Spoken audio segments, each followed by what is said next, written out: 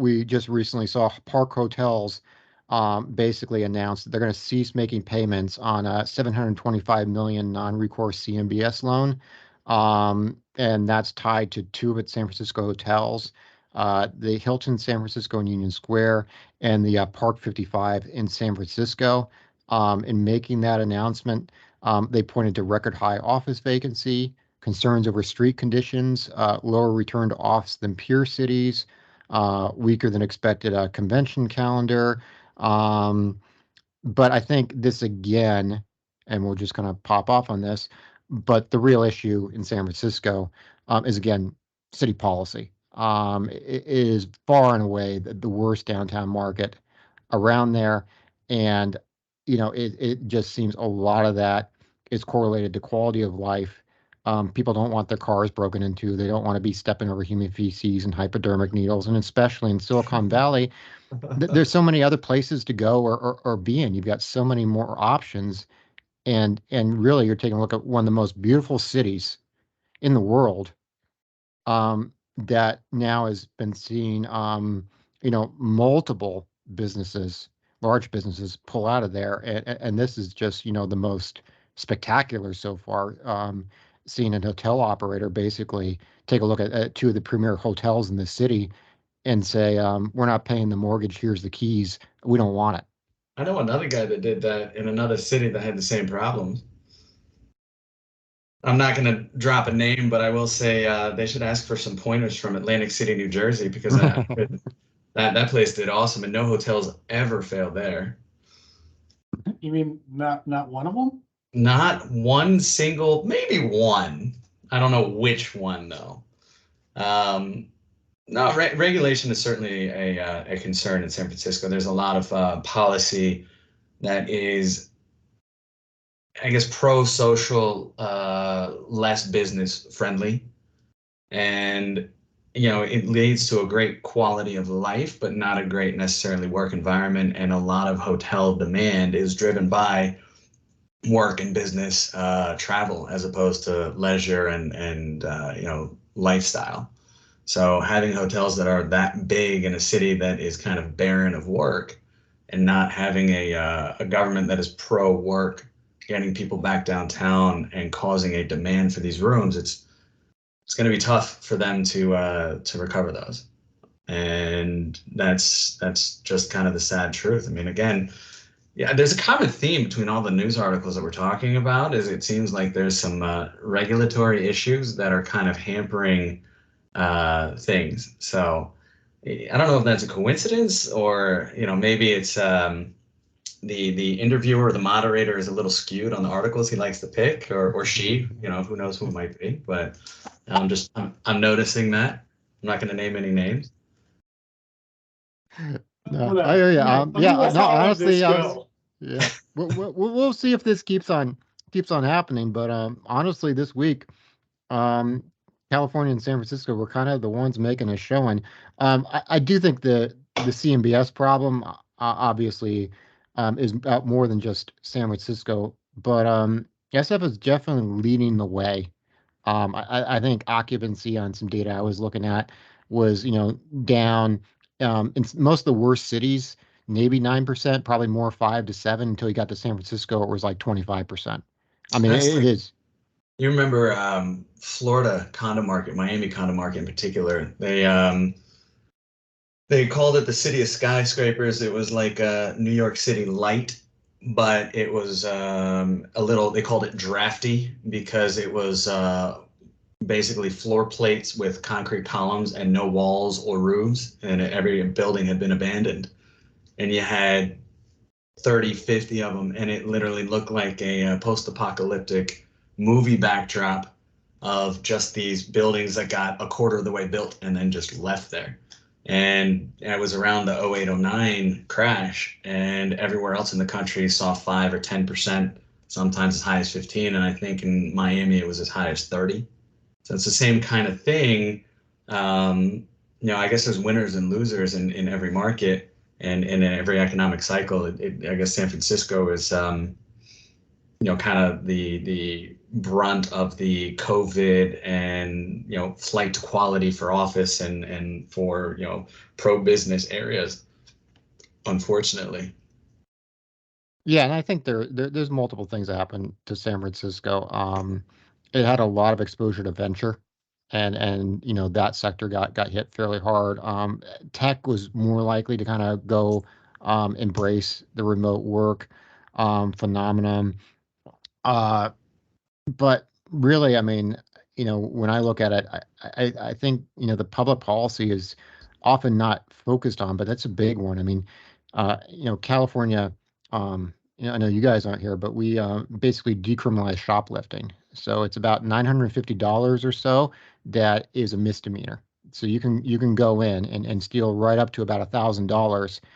Um, and you're not going to, it's not worth the cops' time. It's not worth anybody's time to promote you. And Huh. you've seen retail businesses pulling out of the SF area Well, just because of the cost they're hold on facing. a second, if I can. Mhm. If I walk into your store and I steal $900 worth of stuff and I'm gonna get a slap on the wrist and released and no jail time, if I'm a shop owner and I defend my store, am I then liable for Oh, you're criminal screwed. charges You're screwed. greater than the shoplifter? Yeah. So I Yeah, literally have to put my hands up and say, "Here, please take everything." Yeah, no, that's Do you guys remember service merchandise from like the 80s and 90s?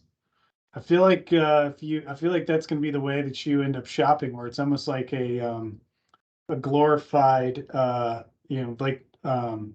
one of those machines that spits out sandwiches and chips and drinks. Like you walk in, you see a product behind a some sort of bulletproof screen. You pay for it, and it spits it out, or somebody Oh, gets it yeah, and brings actually, it around. listen, I'm trying to remember. I know Whole Foods pulled out. I think this might have been a Target. I might be not misremembering which chain it was.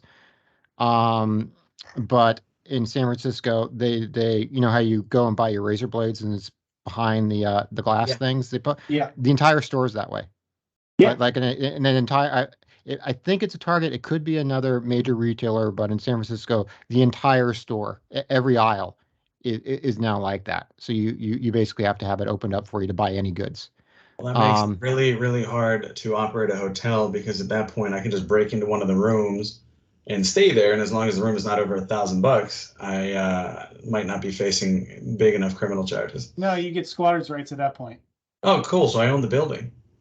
but I would say to be kind of be like a I'm glass getting a half little full tongue here. in cheek here. There you Yeah, are. but I Apologize. think the great thing It's about a this, not a great policy. yeah, the great thing about policy is it can be changed. I mean, there's not any signs it's being changed, but you can't change geography. I mean, San Francisco's got beautiful geography. It's just a beautiful city. All these things are fixable things if they ever decide to fix them. So I think that's kind of the good news. The other good Well, news Steve, here, I'm yeah. curious before you jump on from that topic is does that loss or theft, whatever you want to call it, impact the pricing of goods You and mean therefore inflation? inflation? Yeah, yeah, it does. I mean, it's You're being a smartass. Candy bar is Yeah, no, $1,000.99, right? yeah, there you go. no. I So think being you a are smart seeing, ass, it's like yeah. it's I mean it's kind of I'm stating the obvious. Well, I think it does impact the bottom line.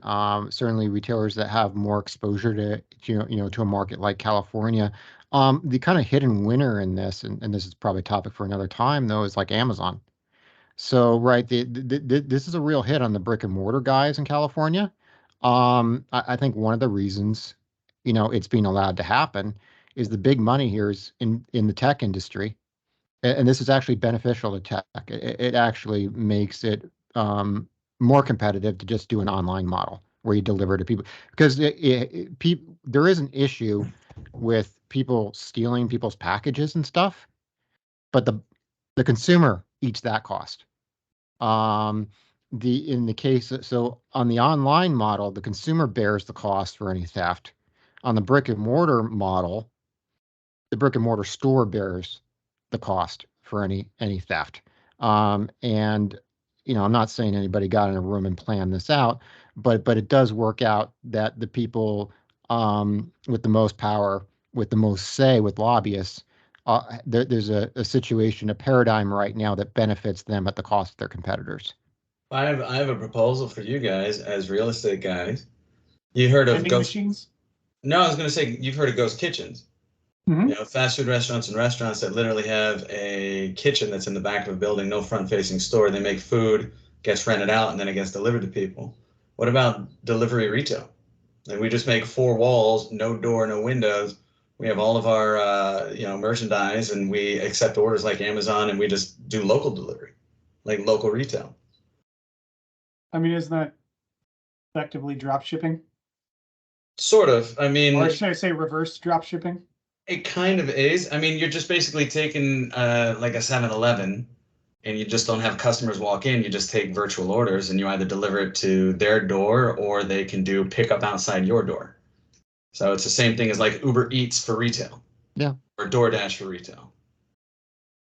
It's halfway in between Amazon and brick and mortar.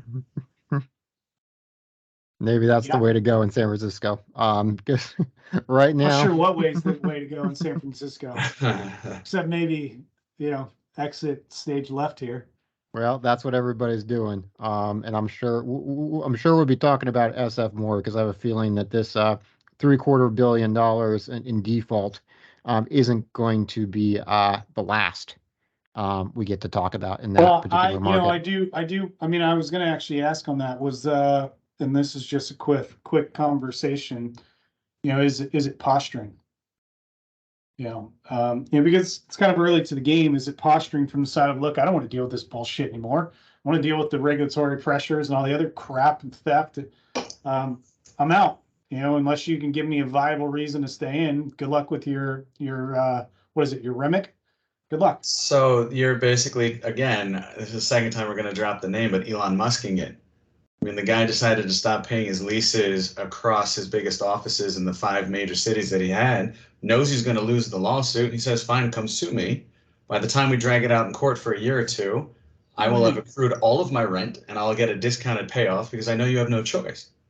Jeff, to your point, the loan is so big that it will destroy the REMIC that it is in. And Well, you got to define what a REMIC is for the people who don't know what a REMIC is. You're going to stump me. What the acronym? Real estate mortgage investment conduit. That's right. Is that what it is? No, you're right. You're right. I have you use these terms and you use them all the time and you use them for 20 years and you just kind of gloss over what they actually stand for at a certain point. So I give you kudos for that. But it's kind of the point. Let's force you to the table. We're going to renegotiate this so that we can salvage the bond rating of your CMBS trust. And all of the money I'm not spending is going to go to the lawsuit, and the lawsuit's going to cost me less than the money I'm spending. I mean, it's a good business move. It sucks for real estate, and you're right, Steve. I don't think it's the last shoe to drop. I think you're going to see this as a tactic across the board until these economic conditions are going to start changing in favor of us as landlords again.